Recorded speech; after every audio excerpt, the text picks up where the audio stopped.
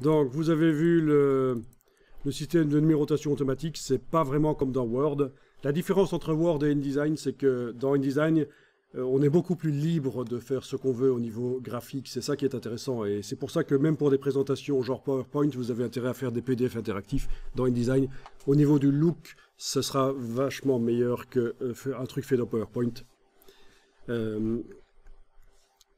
Voilà. Par contre, dans InDesign, vous n'avez pas de correcteur grammatical intégré. Vous n'avez qu'un correcteur orthographique. Word, il a un correcteur grammatical. Dans InDesign, vous êtes obligé d'ajouter un module de correction orthographique. Ici, c'est Prolexis que j'ai ajouté. Mais la plupart du temps, les gens utilisent Antidote, qui est un produit moins cher. Prolexis, c'est français, Antidote, c'est québécois. Et ça corrige très bien le français, le Antidote. Je réponds d'avance à une question qu'on a déjà posée. Si c'est québécois, est-ce que ça corrige bien le français? Oui. Il n'y a pas pire que les Québécois pour le respect de la langue française. Au Québec, c'est très mal vu d'utiliser des termes en anglais. Hein. Vous ne pouvez pas dire que vous allez en week-end. Hein. Là, vous allez vous faire taper sur les doigts. Vous allez en fin de semaine. Hein. Vous faites une fin de semaine avec vos gosses. Hein. Il y en a un qui rigole qui a compris. Vous faites une fin de semaine avec vos gosses. Et il ne vaut mieux pas dire gosse au Québec. Hein. Ça a une signification différente.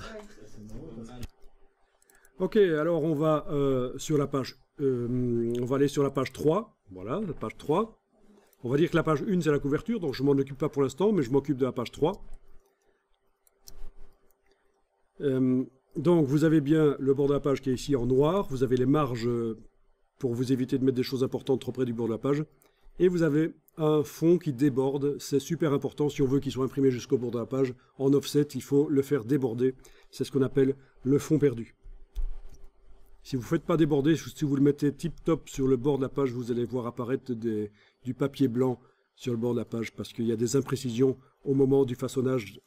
Après l'impression, le rognage et l'assemblage des pages. Donc, c'est un truc connu, il faut absolument faire du fond perdu.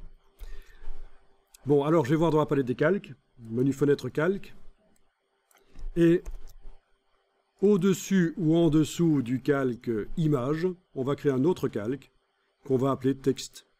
On a intérêt à séparer les choses comme ça, sinon on ne va pas s'en sortir si on met tout sur le même calque. Voilà, je peux verrouiller tous les calques sauf le calque texte. Une solution pour verrouiller rapidement, ça fonctionne dans Photoshop Illustrator aussi, c'est Alt-clic sur la case vide et ça verrouille tout le reste.